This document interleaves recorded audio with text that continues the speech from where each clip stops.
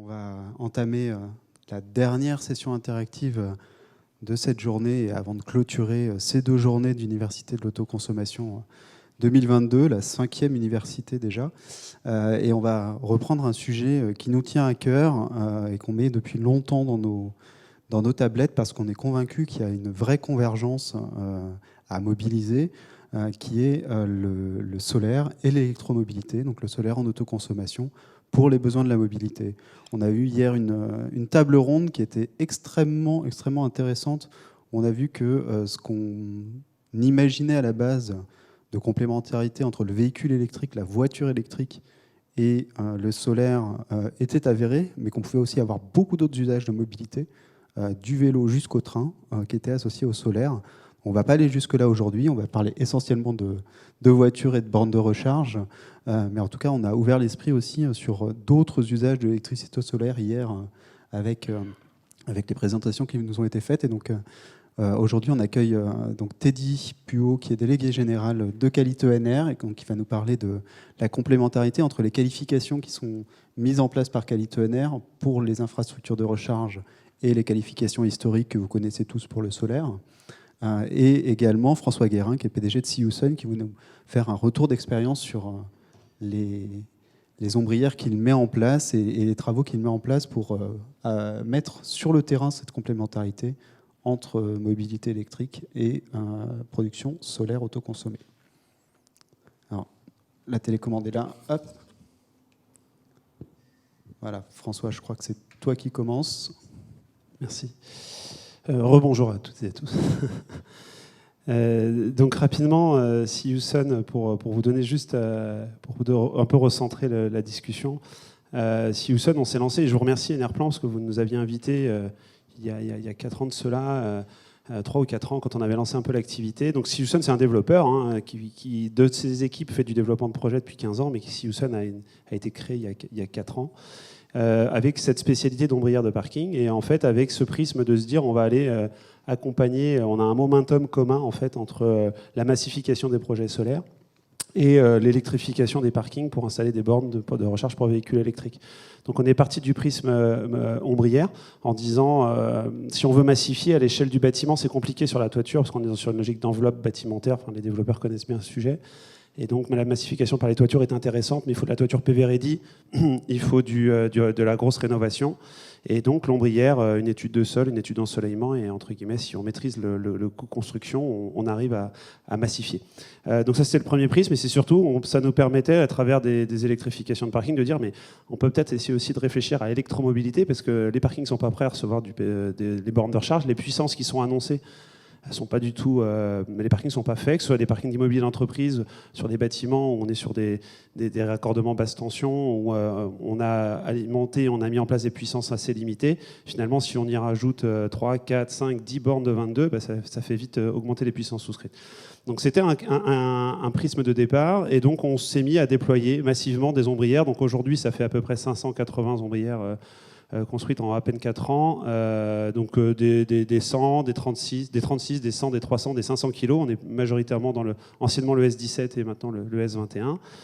Des projets qui sont soit en autoconsommation individuelle, bientôt en autoconsommation collective, et surtout avec garantie, avec un rachat d'électricité avec le surplus ou en 100% injection. Et systématiquement prééquipé ou équipé pour pouvoir permettre de mettre des bornes de recharge. Donc on va le voir après par les différentes mécaniques. Donc ça fait à peu près 1000 communes aujourd'hui sur lesquelles on est présent. David, tout à l'heure, tu précisais 35 000 communes en France. Donc globalement, aujourd'hui, on a 1000 communes sur lesquelles on est en train de développer. Donc on massifie ça, toujours dans une logique d'appropriation, c'est-à-dire qu'on co-investit systématiquement avec les SEM des collectivités, soit SEM d'aménagement, soit SEM de syndicats d'énergie. Donc c'est une façon aussi pour que les projets, les territoires se les approprient. Donc 20 MW en service, 120 MW RTB et à peu près 500 points de charge installés et 46 000 places de parking prêts à recevoir de la borne de recharge.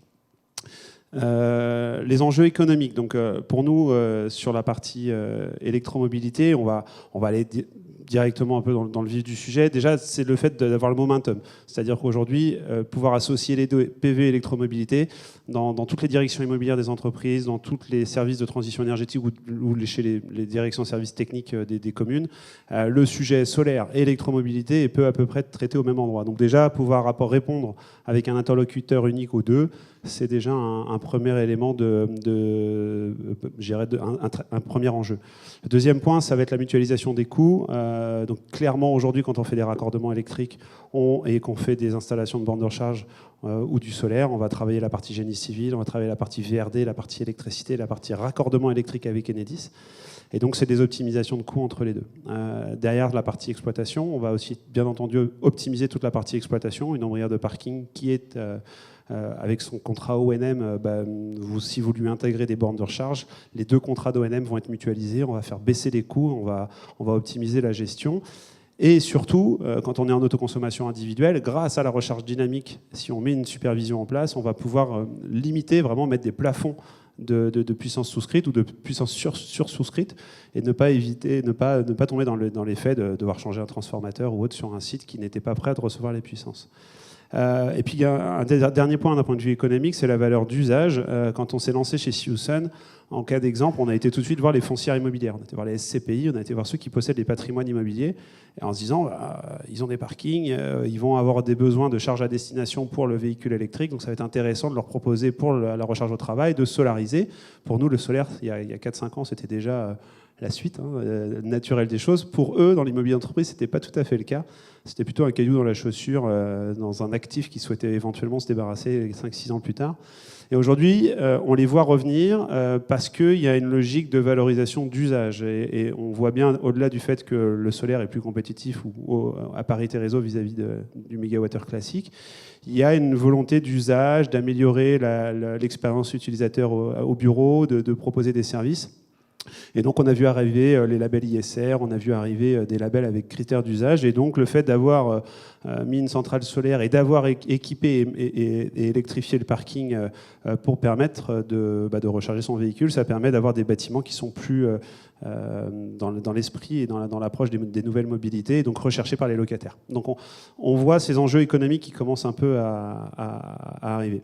Côté enjeux sociaux, on a un time to market similaire. Clairement, aujourd'hui, c'est ce que j'appelle le momentum, c'est-à-dire que solaire et électromobilité, c'est encore une fois, c'est deux courbes qui se croisent à peu près au même moment, et donc forcément qu'il y a des synergies dans l'état d'esprit, dans l'approche, et mécaniquement, quand on pense bande de recharge, je ne sais pas pourquoi on pense solaire. Voilà, c'est chez soi, à la maison, on se dit tiens, je vais mettre une borne, est-ce que je peux mettre des panneaux sur ma toiture ? Derrière, deuxième élément sur les enjeux sociaux, on va avoir les réflexions globales des entreprises et des collectivités, notamment vers les nouveaux schémas d'aménagement et de déplacement. On a les schémas directeurs qui sont les nouveaux schémas directeurs des syndicats d'énergie départementaux sur l'électrification des parkings pour les collectivités. On a la loi LOM qui a intégré au niveau réglementaire, on le verra après, des obligations d'équipement de bornes de recharge. Donc à un moment donné, il va falloir trouver des optimisations économiques pour les déployer. C'est pas le business au trafic sur de l'AC, sur de la recharge lente qui va rentabiliser l'investissement. Donc il va falloir trouver des sources d'optimisation. Et comme au même moment, on doit solariser les espaces, ça y contribue. Troisième élément, les efforts liés à la réduction de l'empreinte carbone et ou à la neutralité carbone, donc les logiques de démarche RSE. Les services supplémentaires offerts aux salariés, on en a parlé un petit peu, et puis accompagner la recharge des VE vers la disponibilité du parc solaire. Alors chez nous, c'est un peu une lubie, mais c'est quelque chose qui nous anime au quotidien. Et ça fait un peu le lien avec la discussion qu'il y a eu avec Aymeric de Vigan ce matin. C'était est-ce que demain, on ne va pas retrouver aussi une dynamique de tarification qui soit plus proche des énergies renouvelables. Moi, je parle des EJP Tempo version solaire. Pour ceux qui ont connu les EJP Tempo, mais la tendance, je pense, sur le marché va quand même un peu évoluer là-dessus. Et donc, nous, en tant qu'opérateurs positionnés sur les deux leviers, et demain, on est capable de proposer une tarification à la borne de recharge qui soit une tarification solaire.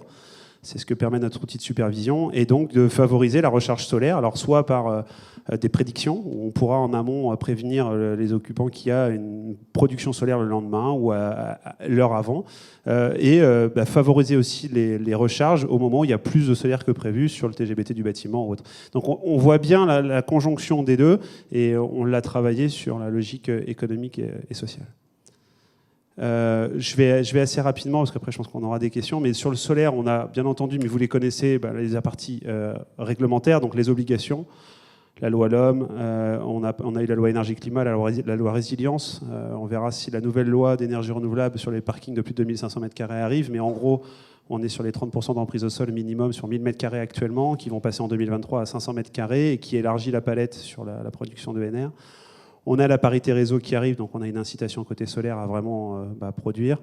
La simplification du code de l'urbanisme, le décret tertiaire, alors qui mériterait peut-être quand même pas mal d'être challengé. On en a déjà beaucoup parlé, mais c'est vrai que sur la partie décret tertiaire, ne favoriser que la CI, c'est pas forcément, je dirais, dans un moment où on doit déployer des ENR, c'est quand même pas forcément favorable.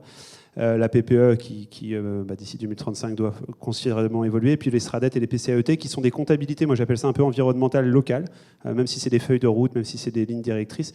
Mine de rien, d'un point de vue dynamique réglementaire, elles nous aident à structurer un peu la démarche, quoi. Et on voit bien que les territoires sont en mouvement et sont en dynamique. Donc c'est un peu lourd, tous ces éléments-là, mais globalement, ça met une dynamique territoriale. Et sur la partie électromobilité, quelle dynamique réglementaire ? C'est assez simple, en fait. La clé, c'est le moteur thermique, 2035. Donc l'Union européenne a pris des décisions assez fortes là-dessus.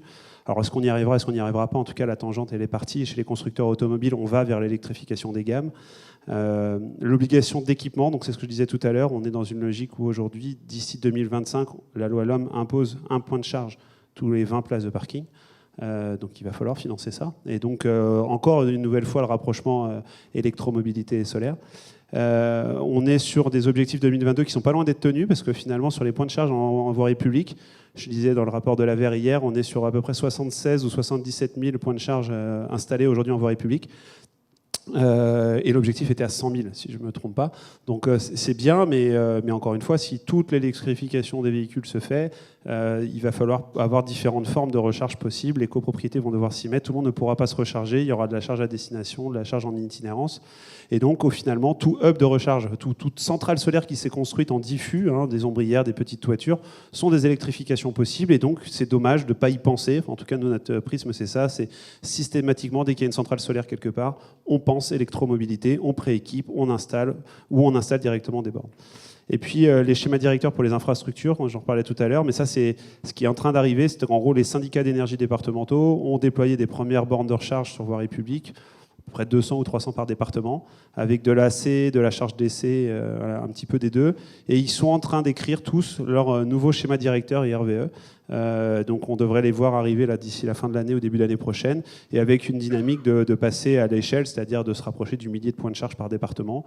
Je crois que c'est entre 600 et 1000, je crois qu'ils visent tous à peu près, et donc avec des schémas réfléchis aménagés par rapport au flux. Et donc, typiquement, nous, comme on déploie des installations solaires avec les SEM des syndicats d'énergie, là, aujourd'hui, les dynamiques dans lesquelles on est, c'est à travers les centrales solaires qu'on va mettre sur le territoire, quelles bornes de recharge on installe en sous-face et comment on les gère dans le temps. Donc voilà, encore une fois, des sources d'optimisation, des pistes d'optimisation, toujours dans une logique de service. Et je pense que nous, les développeurs, on en parlait avec Gauthier Dieny tout à l'heure de Tenergy, on doit changer aussi notre façon de faire, et on est plus aujourd'hui dans une logique pour moi d'aménagement, de proposition de services. On parlait de l'ACC tout à l'heure, de l'ACI qu'en est un, de la gestion dynamique de recharge pour les véhicules. Tout ça, ce sont des éléments qui sont à la croisée des chemins, et on doit pouvoir être en capacité de proposer un peu ce nouveau monde en tant qu'entreprise, qui n'est pas un grand méchant loup, comme c'était dit tout à l'heure. Une entreprise reste une entreprise qui doit faire du résultat. Donc, voilà, en tant que développeur, on doit être en capacité de proposer cette approche servicielle. Et je pense que c'est par l'approche servicielle qu'on va vraiment réussir à faire la massification. Et donc, nous, le prisme, c'est d'associer solaire et électromobilité à ce niveau-là. Très bien, merci François. Effectivement, ça fait écho à des discussions qu'on a déjà eues hier aussi en table ronde. Je repensais notamment à la question du tarif et de la gestion du tarif en fonction du soleil, qui avait été proposée aussi par les acteurs qui font de la mobilité électrique vélo et recharge avec du solaire, les vélos électriques, justement avec une réflexion autour de à quel moment est-ce que je recharge, à quel tarif je propose à mes consommateurs, à mes locataires de vélos en fonction de la courbe de charge du soleil, de la courbe de charge de mes vélos et de leur disponibilité, etc. Est-ce que je fais un tarif distinct ? Et voilà, c'est vraiment des réflexions qui sont en train de se mettre en place au fur et à mesure que les choses avancent. Et donc, je pense qu'on va continuer, si tu veux. Oui, sur ça, donc c'est Axel Yo qui était là hier, qui est un de mes collaborateurs. Et Axel, donc Station Rêve, c'est cette approche-là, c'est de dire finalement, quand on aménage un parking aujourd'hui, on n'est plus que dans l'aménagement simplement des places de parking.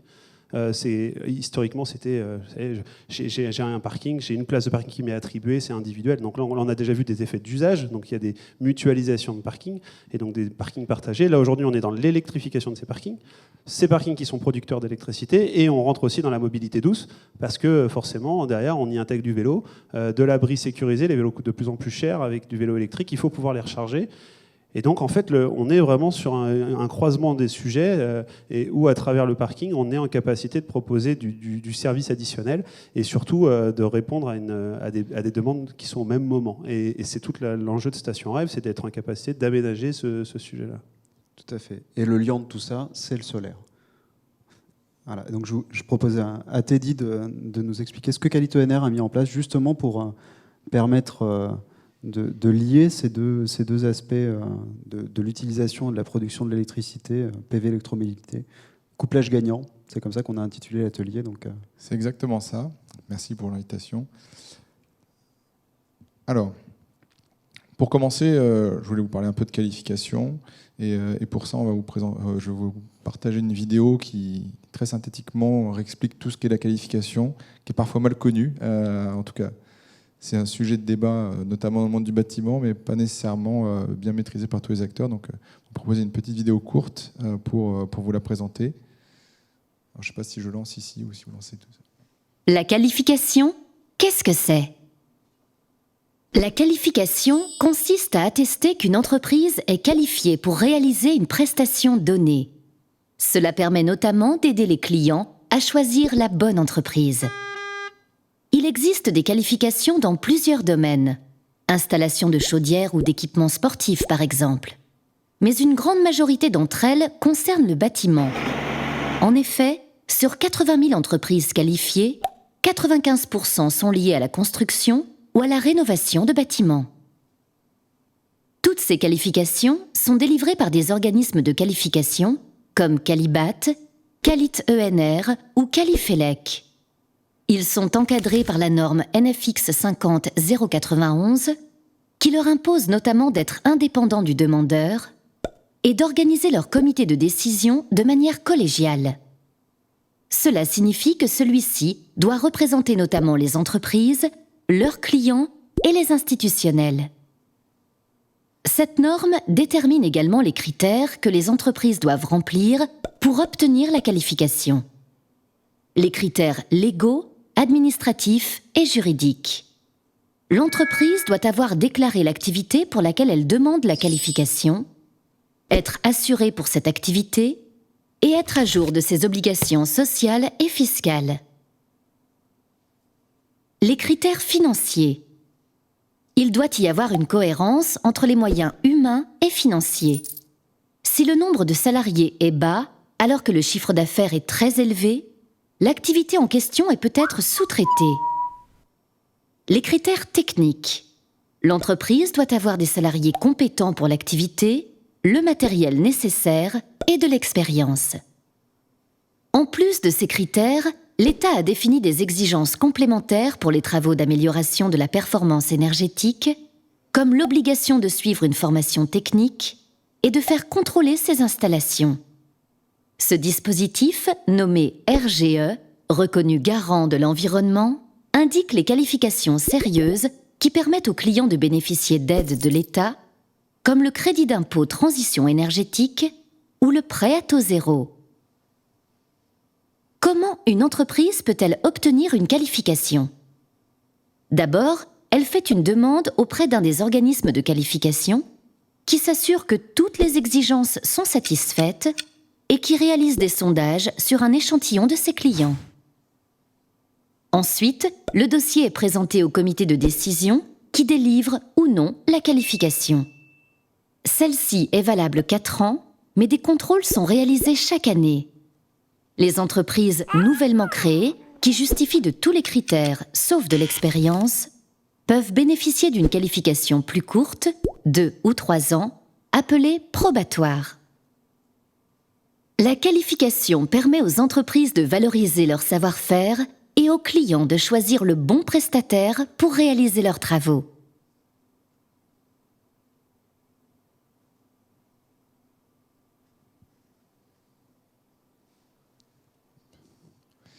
Bon, la vidéo n'est pas toute récente. Vous avez vu sur les dispositifs incitatifs, il y a des choses qui ont évolué. Le principe, en tout cas la qualification, lui, n'a pas changé. Les règles sont toujours les mêmes. Et donc l'enjeu pour nous, c'est d'identifier les entreprises qui ont la capacité de réaliser certaines typologies de travaux. Et Qualité ENR, historiquement, on s'est toujours beaucoup impliqué dans le domaine des énergies renouvelables. C'est l'objet de notre association, d'accompagner le développement des énergies renouvelables avec un angle qui est celui de la qualité, éviter les contre-références, aider les professionnels qui se lancent dans les domaines de l'énergie renouvelable à monter en compétences par rapport aux techniques spécifiques liées aux énergies renouvelables, et contrôler ce qui se fait sur le terrain pour avoir un retour d'expérience, continuer à améliorer les pratiques. Aujourd'hui, Qualité ENR, on fédère un large réseau d'installateurs dans le domaine des énergies renouvelables, et principalement des plombiers, chauffagistes, électriciens qui interviennent chez nous principalement sur le photovoltaïque. Et ces installateurs qui font du photovoltaïque, pour nous, il nous paraît logique demain qu'ils soient amenés à proposer chez leurs clients, soit tout d'un coup, soit pour les anciens, revenir et proposer des bornes de recharge de véhicules électriques. Et pour ça, on a créé une qualification spécifique, d'autant qu'il existe aussi des dispositifs qualité qui donneront lieu à un certain nombre d'aide pour être valorisé, il faut être qualifié. Donc on permet à nos entreprises d'aller vers ce schéma-là. Et aujourd'hui, on constate qu'il y a une forte demande sur cette qualification Rechargelec qu'on a créée.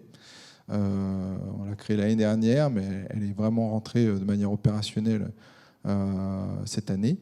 Et aujourd'hui, on a déjà reçu plus de 400 demandes et on compte 240 qualifiés qui sont aujourd'hui exclusivement des professionnels qui étaient déjà qualifiés chez nous.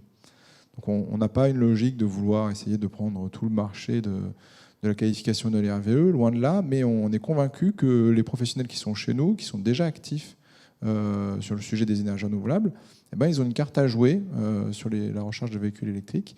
Et dans les faits, c'est ce qu'on constate, puisque déjà 240 pros qui étaient qualifiés sur QualiPV et pour le photovoltaïque, mais également sur la pompe à chaleur, qui commencent à s'intéresser au sujet, font la démarche pour devenir Rechargelec. Alors les qualifications, que ce soit le PV ou l'ELEC, elles ont des spécificités par rapport aux qualifications traditionnelles et même par rapport aux qualifications RGE qui sont définies ici là, pour Rechargelec, notamment depuis le 1er juillet. Le référent technique doit justifier d'avoir suivi une formation agréée. Alors, la particularité pour Rechargelec, c'est qu'avant l'agrément, il se faisait, si vous voulez, par un organisme pour tout le monde. En l'occurrence, dans les énergies renouvelables, c'est Qualité ENR qui agrée tous les organismes de formation pour les énergies renouvelables. Pour la recharge de véhicules électriques, c'est un peu différent. C'est chaque organisme de qualification qui doit tenir sa liste d'organismes de formation agréés. Et donc, pour nous, on est parti un peu de zéro cette année. Donc, on a cette liste qui se développe. Et maintenant, on compte 6 organismes. On en a encore 5 autres dont on étudie les demandes, l'offre, cette offre. Il faut que ces référents techniques justifient de leur habilitation électrique, avec le cas particulier des chefs d'entreprise qui n'ont pas besoin d'habilitation puisque on ne s'auto-habilite pas. Et une règle qui n'est pas une proposition de Qualité ENR, qui est d'avoir un référent technique par tranche de 20 installateurs. Ce n'est pas notre proposition parce que c'est quelque chose qui revient souvent sur la table. Et en vrai, vous verrez que c'est difficile à contrôler, notamment pour ceux qui ne jouent pas le jeu. Renforcement du contrôle documentaire. Donc là, il y a un vrai souhait d'aller plus loin dans les justificatifs documentaires. Ce n'est pas trop notre tasse de thé, mais c'est la règle. Donc on l'applique, on respecte toujours les règles qui s'imposent aux qualifications. En l'occurrence, là, il faudra fournir pour chaque référence les schémas unifilaires et notes de calcul. L'habitude de Qualité ENR, qui est d'ailleurs devenue un critère pour tous les organismes de qualification RGE, c'est plutôt d'aller contrôler la qualité sur le terrain. on fera un petit peu plus de contrôle documentaire, c'est imposé. Le descriptif du matériel, de la même manière, il sera un petit peu un peu plus complexe à justifier dans la mesure où il faudra donner les factures ou les références du matériel pour chaque élément qui ont été listés. Et la particularité donc, de la qualification que nous gérons, c'est qu'on maintient chez Qualité ENR cette obligation d'audit, puisqu'on veut aller voir sur le terrain ce qui se fait, parce qu'on veut accompagner les professionnels qui peuvent faire des erreurs à les identifier et à ne plus les reproduire.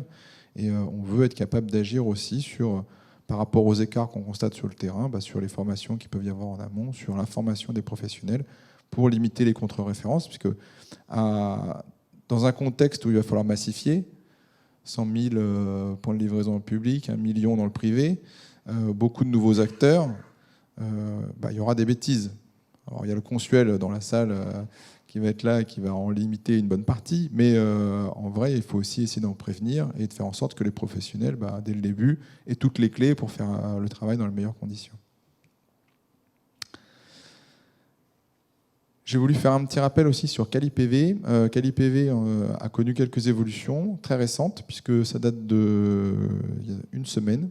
Notre CaliPV ELEC, qui était plutôt pour les petites installations, maintenant s'appellera CaliPV 36 et couvrira toutes les installations de 0 à 36 kVA.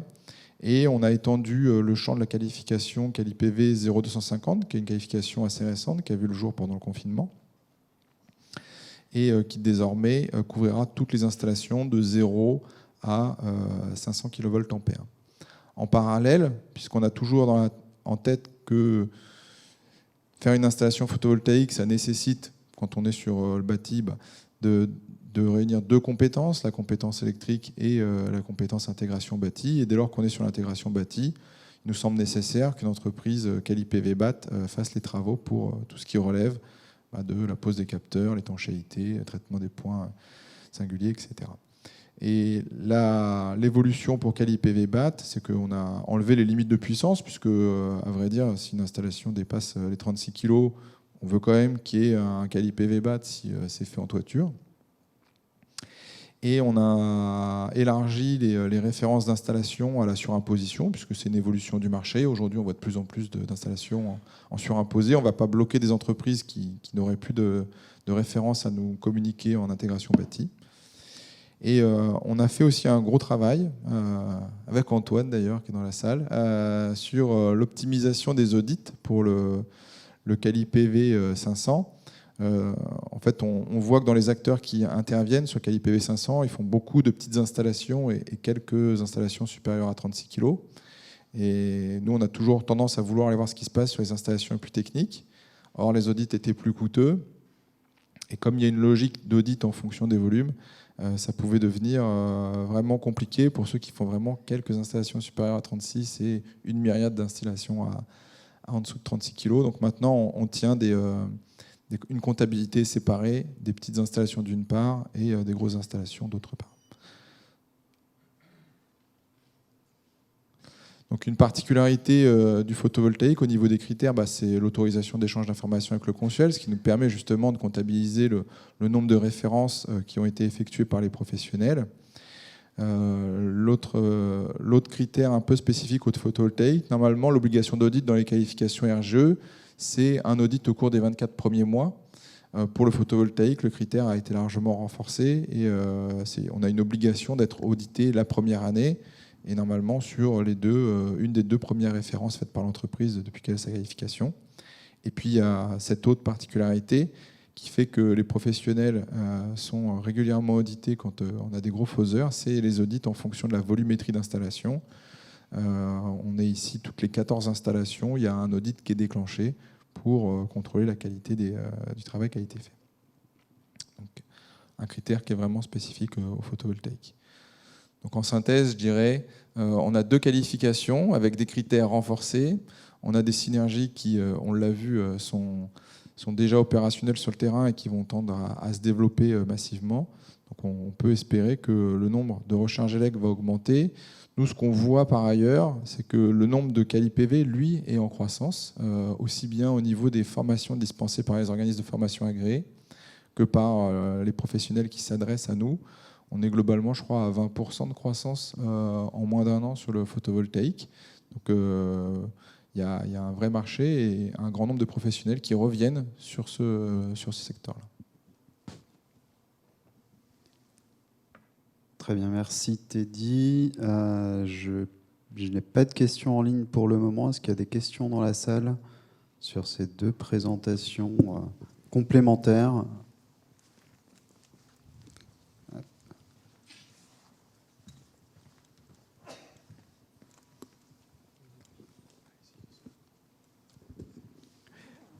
Bonjour, Christophe Paris, Terrelac sur Lyon. Une question qui s'adresse à Monsieur Guérin. Aujourd'hui, on parle d'autoconsommation, on parle de véhicules. On n'a pas parlé de stockage, alors on l'a évoqué rapidement hier.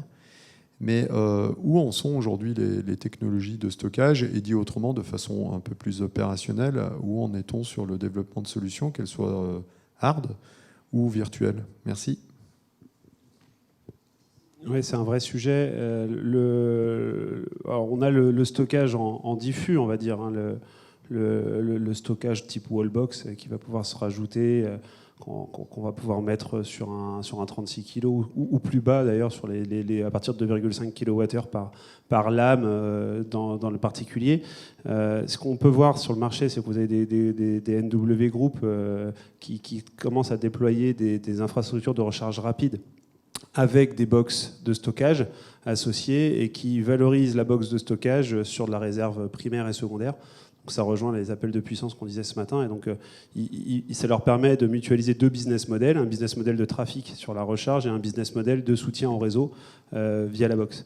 Et ma question, c'est que je retourne, c'est pourquoi est-ce qu'ils n'ont pas solarisé en plus? Parce que du coup, il y aurait un coût double associé à ça. On a quelques acteurs, je pense à DS Tech notamment, qui proposent de l'HPC associé avec un booster. Donc, c'est des chargeurs rapides 150 kg associés à un chargeur booster qui permettent d'éviter d'avoir en fait à se payer un transfo quand on fait de la recharge rapide, par exemple. Et qui permettent de limiter les puissances souscrites. Donc on rentre vraiment dans cette dynamique-là, et on va de plus en plus y arriver par l'autoconsommation individuelle. Un bâtiment tertiaire solarisé sur son parking qui a 25% de taux de couverture annuelle de taux d'autoproduction, pardon. Si on l'y associe avec de la batterie, on va peut-être sûrement booster le taux de couverture à 35, 40, peut-être 50% en fonction du volume qu'on va y mettre. Et surtout, on va limiter le fait d'augmenter les puissances souscrites et donc les OPEX de charge du bâtiment. Donc voilà, c'est ces dynamiques-là qui sont en train de se mettre en place.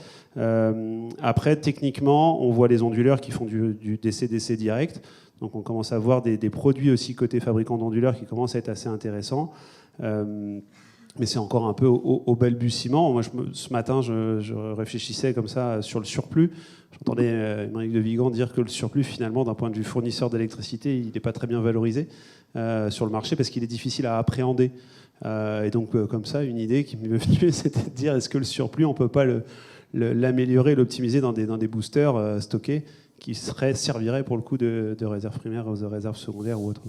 Donc voilà, donc je pense qu'on est au début, et puis forcément il y a quelque chose qui va arriver de façon mécanique, ça va être le véhicule to grid ou le véhicule to home, voire le VDB, le véhicule to building, et là où effectivement les flottes de véhicules garés sur le parking serviront peut-être de soutien au bâtiment, de soutien à la maison sur des moments de pic.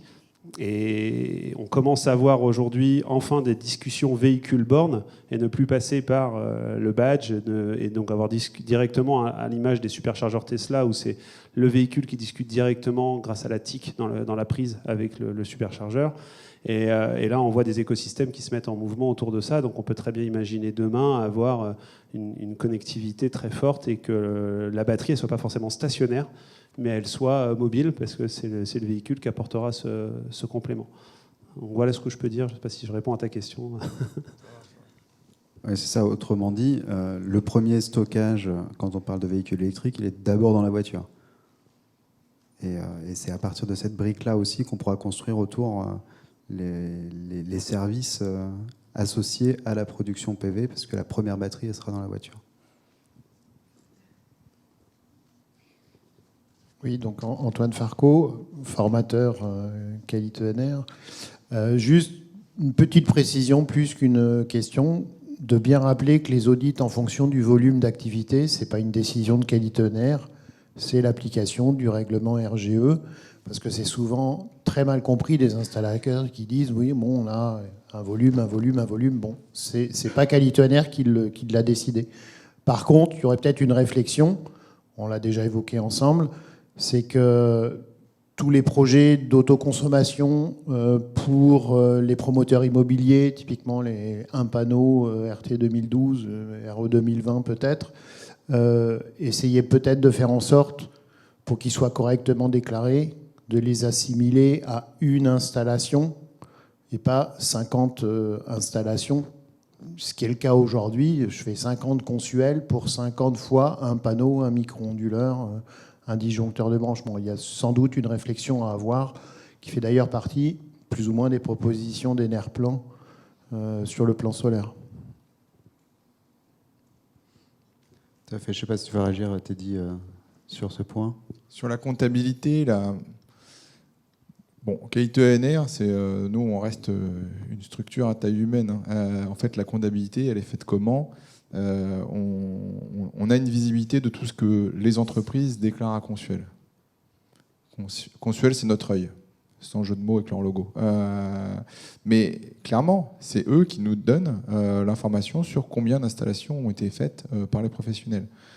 Après, s'il y a des optimisations à trouver, elle va devoir se faire avec tous les acteurs, savoir comment, même côté Consuel, on arrive à regrouper potentiellement ces installations en fonction de la taille, les règles qu'il faut mettre en place, et s'assurer que dans les arrêtés, on ne soit pas pris en défaut, parce que normalement, on est vraiment censé faire toutes les installations. Je pense que c'est pas un petit chantier. Ça ne veut pas dire qu'il ne faut pas le faire, mais je crois que ça ne va pas se débloquer du jour au lendemain. J'entends que ce n'est pas un petit chantier, mais c'est aussi une réponse au fait que moi je constate après, via mon rôle d'expert, que énormément de ces installations sont finalement pas déclarées. Oui. Donc au bout d'un moment, ça fait aussi une grosse comptabilité de puissance installée, quand bien même elles effacent juste un talon de consommation, qui disparaissent de la logique, Enedis, déclaration, traçabilité des modules, que sais-je. Et c'est quand même aussi quelque chose qui est important. Voilà, donc c'est un peu à double tranchant. Sur le coût économique aussi de ce type d'installation, parce qu'on va le répercuter. Donc. Ouais. On est tout à fait d'accord qu'il ne faudrait pas qu'il y ait une prime à la non-déclaration. Ouais. Non, c'est sûr. En tout cas, le principe des audits, il est industrialisé. Parce que vous imaginez qu'on a des volumes qui sont assez conséquents. Il y a une vraie logique d'optimisation des coûts sur les installations inférieures à 36 kg, puisqu'on mutualise l'audit avec l'audit réglementaire sur la sécurité électrique. Parce qu'il faut avoir en tête que dans un audit, il y a plusieurs postes de dépenses. Il y a la programmation de l'audit, il y a le déplacement jusqu'à l'audit. Le déplacement jusqu'à l'audit, c'est un tiers du coût. C'est-à-dire que dans le coût d'un audit, vous payez pour un tiers quelqu'un qui est derrière son volant et qui va jusqu'à l'audit, jusqu'au site pour auditer, on espère en véhicule électrique. Et après, il y a l'audit en tant que tel, le contrôle, la rédaction du rapport, éventuellement les sites qui sont donnés. Et cette industrialisation, elle se base sur le comptage des installations. Donc le nœud du problème, il se situe vraiment sur comment on comptabilise le nombre des installations, et pas derrière sur toute la mécanique qui a été mise en place pour faire les contrôles. Alors on avait une question de Michel, et ensuite je passerai aux questions en ligne. Oui, merci. C'est pour Teddy. Donc, je voulais savoir cette qualification pour les recharges de véhicules électriques. Est-ce que c'est maintenant opérationnel? Et est-ce que ça vient en concurrence, en complément du Qualifelec, qui est actuellement demandé par les subventions à devenir? Autrement dit, qu'est-ce qui va inciter les installateurs en fait à se qualifier? Effectivement, on est en concurrence, comme on l'est également avec AFNOR Certification. Et c'est très bien. Comme ça, il y a une offre. Vous êtes reconnu pour Advenir. On est tous les trois reconnus. Alors, pour Advenir, donc notre qualification est reconnue par le programme Advenir. Néanmoins, que vous soyez Qualifelec, qualité ENR ou AFNOR Certification, l'entreprise doit faire une démarche auprès d'Advenir pour pouvoir ensuite bénéficier du dispositif incitatif avec le certificat d'économie d'énergie. En fait, la qualification n'est qu'une brique qui permet de bénéficier des aides. Donc on est reconnu par le programme Advenir. Après, le choix, encore une fois, nous, on n'a pas vocation à fédérer tous les acteurs de la recharge de véhicules électriques. Mais on est convaincu que nos installateurs qui font du photovoltaïque, et vraisemblablement, au regard des premiers retours, ceux qui font une partie des acteurs qui font de la pompe à chaleur, ont cette capacité de proposer à leurs clients des installations complètes qui intègrent les bornes de recharge en même temps qu'on met les panneaux sur le toit, ou en complément des installations qui ont déjà été faites. Une autre petite question, donc au vu de l'explosion attendue du nombre de bornes de recharge, et de ce qu'on vient de dire justement sur les consuels, etc., et la fréquence, j'ai vu tout à l'heure sur ton slide que c'était un audit dans les premiers 24 mois, mais ça veut dire, ça peut être un audit quand les gens ils auront fait déjà 200, 300 installations, enfin c'est ce que je leur souhaite, quoi. Oui, ça mais... me paraît un peu tard, on va dire. Peut-être, mais déjà c'est fait chez nous. Bon, regardez les autres référentiels. Et surtout, nous, on n'est pas la police ni la justice. On est une démarche qualité. C'est-à-dire qu'on est là pour aider les gens à grandir. On n'a pas la capacité de bloquer toute malfaçon qui pourrait être faite sur le terrain. Je n'ai pas un inspecteur qui vient, qui défonce les portes des particuliers, où est la chaudière, montrez-la moi, les mains en l'air. C'est pas ça, qualité ENR. On identifie que l'entreprise elle a la capacité pour faire une prestation donnée. Et en vrai, nous, on s'est rajouté une couche depuis notre création, c'est d'aller voir concrètement de temps en temps sur le terrain que c'est fait correctement et de continuer le professionnel à améliorer ses pratiques. En lui disant, toi, professionnel qui pensais bien faire, parce que c'est la très grande majorité des professionnels, ils se lèvent le matin en voulant bien faire, attention, là, il y a une petite erreur. Et cette erreur, elle est corrigée, et à l'audit d'après, on ne les voit plus. Ça n'empêche pas de lutter contre l'écodélinquance qui défraie les chroniques, etc. Mais encore une fois, c'est en pourcentage d'entreprises, c'est marginal. Alors c'est sûr que quand on les voit dans la presse, ça fait peur. Mais notre but, c'est vraiment d'accompagner pour limiter les erreurs et puis dans cet accompagnement, d'aller vérifier sur le terrain que l'entreprise fait bien. Oui, tout à fait. Et effectivement, tu disais, en pourcentage, c'est extrêmement minoritaire. En revanche, en capacité de nuisance, c'est colossal. Absolument colossal. Mais c'est comme le mauvais élève au fond de la classe. À lui tout seul, il peut pourrir une classe, un amphi, etc. Mais c'est vrai. On n'a pas de mauvais élèves aujourd'hui. Non, je vais continuer, parce que le temps avance aussi, sur les questions qui nous ont été posées en ligne. Donc une question pour toi, Teddy, qui est une question, je pense, récurrente qu'on te pose à chaque fois que tu es sur une scène, qui est le fait de savoir si Qualité ENR est au courant des blocages qui peuvent être rencontrés localement, ici ou là, avec des délais importants pour des visites d'audit, premier audit ou audit suivant dans la période de qualification. Là, en l'occurrence, on nous parle de période probatoire, donc les premiers audits de la période probatoire, et qui, du coup, ne permettent pas de sortir de probatoire pour certains qualifiés parce que l'audit arrive trop tardivement par rapport à l'approbation. Sur les audits, de manière générale, la volumétrie d'audit a vraiment augmenté de manière très conséquente. Pour vous donner des ordres de grandeur, en 2019, toute qualification confondue, on faisait 3500 audits. L'année dernière, c'était l'année record, on a fait 7000 audits sur toute l'année. À la fin du mois d'août, cette année, on était déjà à 8600 audits réalisés. Donc vraisemblablement, on va atterrir entre 11 et 13 000 audits. Donc il y a une augmentation du nombre d'audits qui est colossale, et qui s'explique de deux manières. La première, c'est que déjà, on a plus de professionnels qualifiés. Et d'autre part, les exigences sur le RGE ont conduit à une augmentation significative du nombre d'audits, avec un rattrapage qui s'est fait notamment fin d'année dernière, début d'année. Donc on a eu un premier semestre vraiment sur les chapeaux de roue pour réaliser tous les audits qui étaient nécessaires dans le cadre de l'évolution des règles du RGE. Et effectivement, parfois, si on a mis un petit peu de temps à nous communiquer les références, s'il y a eu des blocages, parce qu'un audit, c'est plusieurs parties prenantes. Il faut que le client soit là, il faut que l'entreprise soit dispo, il faut que l'auditeur il ait des ressources locales pour pouvoir conduire. Ce n'est pas toujours évident. Et il faut qu'on ait les références. Et typiquement sur les probatoires, c'est quoi une probatoire ? Si vous avez vu la vidéo avec assiduité, vous avez vu que c'est une entreprise qui répond à tous les critères, sauf aux critères expérience. C'est-à-dire qu'elle ne nous a pas communiqué de chantier. Et donc, qu'est-ce qui se passe ? On va lui donner son premier certificat. Ensuite, au moment de lui donner le deuxième certificat, elle va remplir un nouveau dossier. Elle peut ne pas nous communiquer de référence si elle n'en a pas ou parfois qu'elle a oublié de le faire. Par contre, elle ne peut pas avoir de troisième certificat si elle n'a pas été auditée. Or, pour être auditée, il faut nécessairement qu'on ait les références. Donc, qu'est-ce qui se passe? Pour peu qu'on se réveille un peu tard, ce qui est le cas de 50% des entreprises qui déposent le dossier après que le certificat soit échu, qu'on nous communique la référence en nous disant voilà mes références, maintenant auditez-moi, on n'est pas en capacité de faire un audit du jour pour le lendemain. C'est pas possible, on a des volumes d'audit qui sont trop importants. Donc on essaie d'anticiper au maximum ça, mais c'est vrai que on a des cas où on doit accélérer au maximum les procédures pour pas bloquer, mais on se retrouve nécessairement bloqué parce qu'on n'est pas en capacité de faire l'audit du jour pour le lendemain. Donc le message est double, faites-vous qualifier et faites-vous auditer. Faites-vous auditer, non mais communiquez vos références dès que possible. Parce que si vous les communiquez à la veille de l'échéance, forcément, vous allez vous retrouver un peu coincé. Heureusement, encore une fois, là, on a une minorité. Alors, ce n'est pas les 2% des co-délinquants. Je dirais qu'on est plutôt sur peut-être 10% d'entreprises qui sont dans ces cas-là. Mais pour ces entreprises-là, je vois la frustration du moment où on envoie un courrier de pièces manquantes et qu'on dit la seule chose qui manque, après 2 relances en moyenne, c'est que l'audit n'a pas été effectué.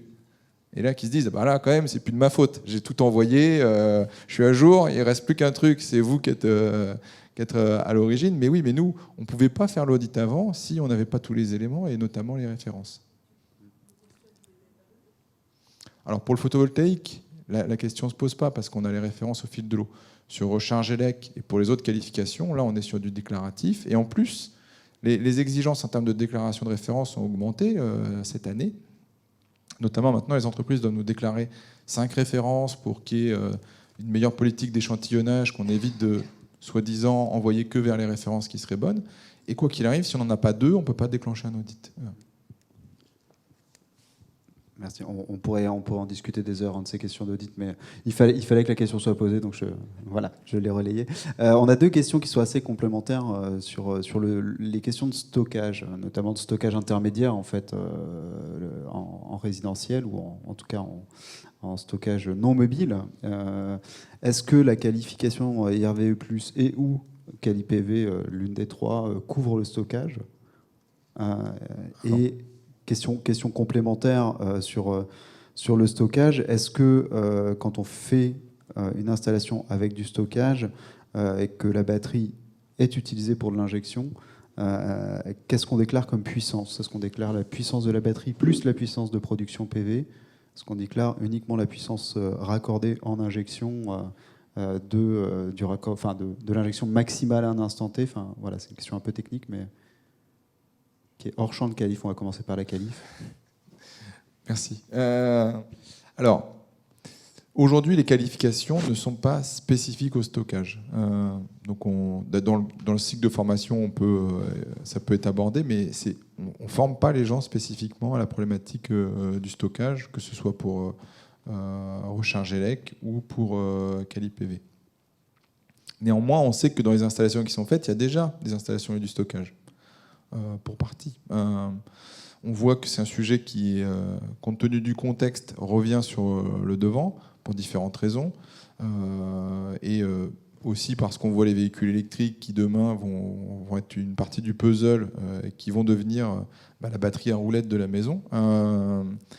Et il y aura aussi le recyclage des batteries qui seront peut-être utilisées en stationnaire. Bref, on voit que c'est un sujet d'actualité. Aujourd'hui, il n'y a pas de qualification, en tout cas, il n'y a pas eu de demande de la filière, parce que nous, on est un outil de la filière. On ne crée pas des qualifications tout seul dans notre coin, on ne le crée que si la filière nous dit, là, on pense qu'il y a un sujet, il faut accompagner la montée en compétences, etc.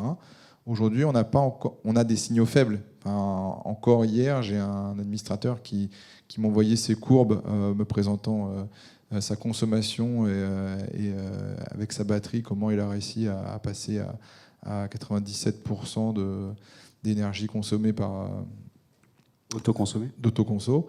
Mais aujourd'hui, il n'y a pas de qualification, en tout cas spécifique au stockage. Très bien. Je te laisse prendre le second point. Je pense que ça fait partie de la réflexion commune. C'est-à-dire que, je ne sais pas si ça fait partie d'une certification, mais En tous les cas, c'est sûr qu'aujourd'hui, vous prenez un devis d'un installateur en B2C, une fois sur deux, il y a l'option batterie. Donc je pense que mécaniquement, naturellement, vous allez y venir sur le sujet. En tout cas, il faut le contrôler. Sur la puissance de raccordement, alors je n'ai pas la DTR en tête, moi, d'Enedis. Faudrait la relire, c'est une sacrée Bible. Mais en tout cas, c'est la puissance onduleur qui est à déclarer, ça c'est sûr. Si vous bénéficiez dans une ACC du surplus, là, vous ne pouvez pas le jouer avec du stockage. Ça, c'est clair côté Enedis. Donc, du coup, quelle puissance on raccorde exactement? Est-ce que c'est onduleur plus la capacité de la batterie, le kilowattheure de la batterie? Sûrement. Mais je n'ai pas la réponse précise. En tout cas, onduleur, c'est sûr, en AC. Et par contre, pour moi, la question clé, c'est comment ça se comporte avec le surplus, notamment. Oui, c'est effectivement ça aujourd'hui, et c'est toute la question d'ailleurs du stockage associé à l'autoconsommation. J'en profite pour le dire. On cumule les puissances entre la puissance de la batterie et la puissance de production maximale, la Pmax des panneaux, ce qui est assez illogique entre guillemets, puisque justement la batterie est là pour effacer de l'injection, a priori, et pour éviter de l'injection à puissance maximale. Et on ne va jamais injecter à puissance maximale la capacité qu'on a en batterie plus la capacité de production maximale des panneaux qui sont sur le toit. Est-ce qu'il y a encore une question dans la salle à ce stade? On va arriver au bout des 2 jours. J'ai une dernière question qui arrive du distanciel. Est-ce que les certificats, j'imagine c'est les qualifications, sont nécessaires pour déposer toutes les demandes de raccordement auprès d'Enedis? Est-ce qu'on a besoin d'être qualifié pour avoir le droit de se raccorder chez Enedis? Je n'ai pas connaissance d'obligation de qualification pour déposer une demande. Il y a des dispositifs incitatifs qui sont liés au fait d'être qualifié. Je ne crois pas qu'il y ait une obligation. Elika, je vois que tu lèves la main.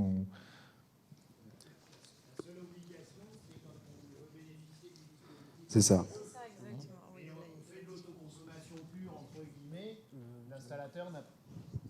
Si on fait de l'autoconsommation sans aller chercher un mécanisme d'obligation d'achat, quel qu'il soit, on n'a pas besoin d'être qualifié. Et Enedis ne va pas le demander. D'ailleurs, dans le dossier de demande de raccordement Enedis, la rubrique qualification de l'installateur est dans la rubrique à destination de DFO1. Tout à fait. C'est effectivement hors demande de soutien public, mais c'est la même chose. C'est la même chose sur les autres qualifications de qualité ENR, si je ne m'abuse. Oui, sauf le forage. Sauf là, le forage, il y a qui est vraiment quand une même très obligation d'être spécifique, qualifié. effectivement. Mais sinon, sur les autres qualifications, on peut installer soi-même sa pompe à chaleur chez soi sans avoir besoin d'être passé par une qualification. On n'aura juste pas d'aide. C'est pas ce qu'on recommande. Mais c'est pas ce qu'on recommande, effectivement, de la même manière qu'on ne recommandera pas d'aller poser soi-même ses panneaux sur son toit, très clairement. Et la seule exigence, c'est l'attestation de conformité consuelle. Exactement. Ou déclaration sur l'honneur que le système est vraiment plug and play, certifié, etc. Ce qui, moi, à mon sens, n'existe pas, mais ça, c'est un autre débat. Il y a un vrai sujet, quand même, côté B2C. J'en appelle à Richard tout à l'heure préciser ça, mais aujourd'hui, les électriciens, pour les côtoyer au quotidien, la plupart ont fui le photovoltaïque, reviennent petit à petit par la borne, par aussi la parité réseau, mais il y a tout un sujet de pédagogie, et c'est le moment, parce qu'en fait, si on est capable de mettre en service des puissances très rapidement, c'est bien par l'acceptabilité sociale du solaire.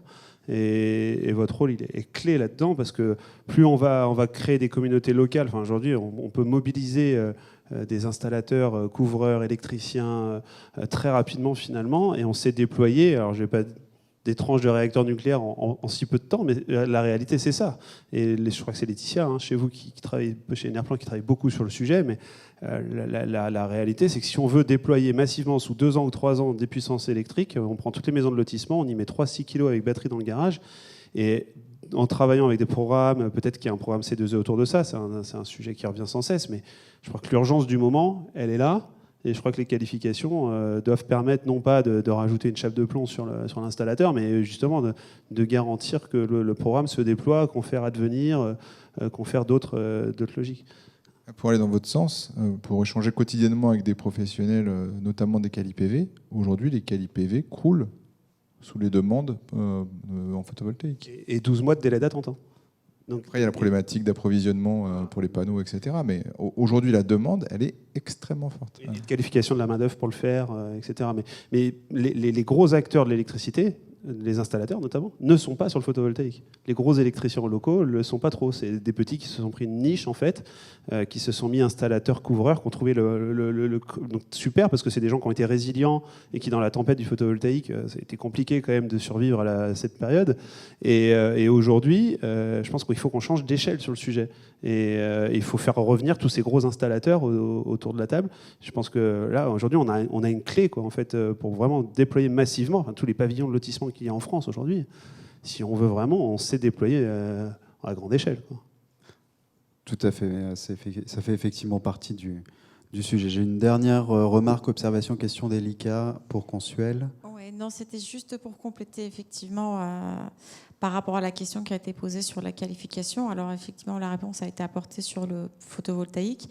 La filière, la mobilité électrique également s'est fortement mobilisée ces dernières années. Il y a eu un décret depuis 2017 qui est reconnu sous le nom du décret IRV du 12 janvier 2017 qui impose à ce que l'installateur soit qualifié également pour la pose des bornes de recharge de véhicules électriques. Donc, effectivement, ce n'est pas un élément qui est demandé aujourd'hui par Enedis. Effectivement, vous l'avez évoqué tout à l'heure, advenir dans le cadre des primes qui sont sur les fonds C2E qui sont attribués, vérifier évidemment, c'est exactement comme disait Teddy, donc que les obligations réglementaires sont bien remplies par les installateurs, d'où la vérification de la qualification des installateurs. Voilà. Tout à fait, tout à fait. Et pour revenir et pour conclure peut-être sur la capacité de déploiement, le calcul qu'on a fait, pour revenir sur ce que tu disais, François, c'est que dans le plan d'urgence qu'Enerplan a proposé au gouvernement il y a quelques mois, au mois de mars, on préconise, ou en tout cas on se met en capacité d'aller faire 10 gigawatts de PV par an. Et 10 gigawatts de PV par an, c'est une tranche de réacteurs nucléaires en production. Voilà, c'est pour donner une équivalence, ça parle.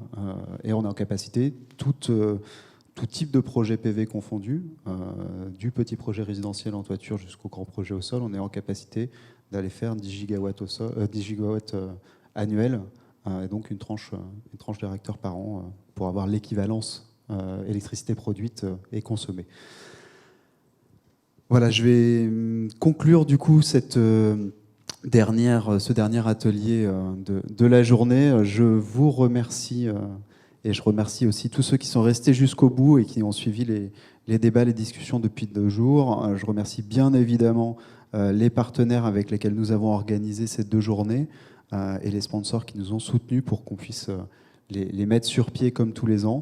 Voilà, j'espère que les débats qui ont été riches, qui ont été fournis, les experts qui sont intervenus auprès de vous auront donné réponse à toutes vos questions. Vous êtes maintenant tous des experts, des expertes. C'est la 5e université de l'autoconsommation photovoltaïque. Vous devriez maintenant tous maîtriser ça sur le bout des doigts, d'autant plus que pour beaucoup, c'est votre quotidien. Et donc, on espère que ça vous a apporté des réponses, ça a ouvert des champs de possibles pour vos activités. Voilà, un dernier exemple sur cette complémentarité entre la mobilité électrique et le photovoltaïque, qui est quelque chose dans lequel on croit plus que fort. Et on est certain que effectivement, les acteurs quali-PV auront demain tous ou presque la qualif recharge élec et pourront proposer à leurs clients, en plus de la borne de recharge, d'avoir aussi la pompe sur le toit pour pouvoir faire le plein de leur voiture. Voilà, écoutez, je vous remercie tous. Merci à tous ceux qui nous ont suivis en ligne. Merci à tous ceux qui sont restés dans la salle jusqu'à 16h30 aujourd'hui. Et puis, à l'année prochaine pour poursuivre les débats. Et d'ici là, n'hésitez pas à revenir vers toutes les équipes d'Enerplan, tous les membres de l'équipe d'Enerplan, les administrateurs, pour compléter et approfondir tous les sujets qu'on a explorés depuis hier matin.